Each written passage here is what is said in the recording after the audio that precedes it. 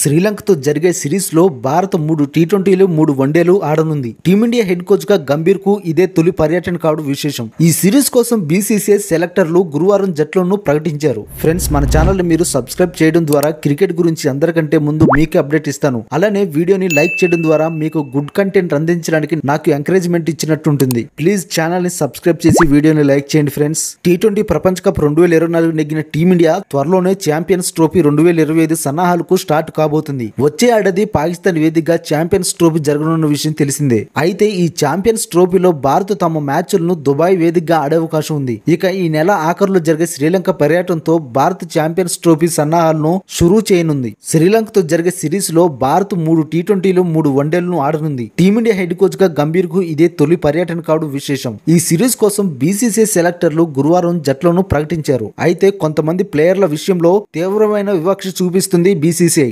ముఖ్యంగా సంజు శాంసన్ విషయంలో మరోసారి బీసీసీ సెలెక్టర్లు కఠిన నిర్ణయం తీసుకున్నారు. అతడిని కేవలం టీ20లకు మాత్రమే సెలెక్ట్ చేశారు. వన్డేల్లో మాత్రం తీసుకోలేదు. సంజు శాంసన్ ఆడిన తన చివరి వన్డేలో శతకంతో మెరిశాడు. అయినప్పటికీ అతడిని వన్డేల్లో తీసుకోలేదు. సంజు శాంసన్ ని ఆటలో అరటిపండులా ట్రీట్ చేస్తున్నారు. వన్డే ఫార్మాట్ లో ఐసీసీ టోర్నీ ఉంటే టీ20లకు మాత్రమే సెలెక్ట్ చేయడం, టీ20లో ఐసీసీ టోర్నీ ఉంటే అప్పుడు వన్డేలకు మాత్రమే సెలెక్ట్ చేయడం చేస్తున్నారు. 2022 టీ20 ప్రపంచ కప్ ముంగిట సంజు శాంసన్ ని వన్డేలకు ఎంపిక చేశారు. ఆ తర్వాత వన్డే ప్రపంచ కప్ 2023 ముంగిట టీ20లకు సెలెక్ట్ చేశారు. అయితే ఈ ఏడాది ఐపీఎల్ పుణ్యమా అంటూ టీ20 ప్రపంచ కప్ 2024లో చోటు దక్కించుకున్నాడు. అయితే ఒక్క మ్యాచ్ లో కూడా ఆడలేకపోయాడు. ఇవన్నీ చూస్తుంటే సంజు శాంసన్ ని ఆటలో అరటిపండులా కనిపిస్తున్నాడు. ఇంకెన్నాళ్ళు సంజు శాంసన్ ఇలాంటి వివక్షకు గురి కావాలో ఆ దేవుడే చెప్పాలి. అలానే ఇటీవల ముగిసిన జింబాబ్వే పర్యటనలో భారత్ 5 టీ20 మ్యాచ్లను ఆడింది. ఈ సిరీస్ లో యువ ఓపెనర్ అభిషేక్ శర్మ అంచనాలకు మించి రాణించాడు. అయితే అభిషేక్ శర్మను శ్రీలంకతో జరిగే టీ20 సిరీస్ కోసం ఎంపిక చేయలేదు.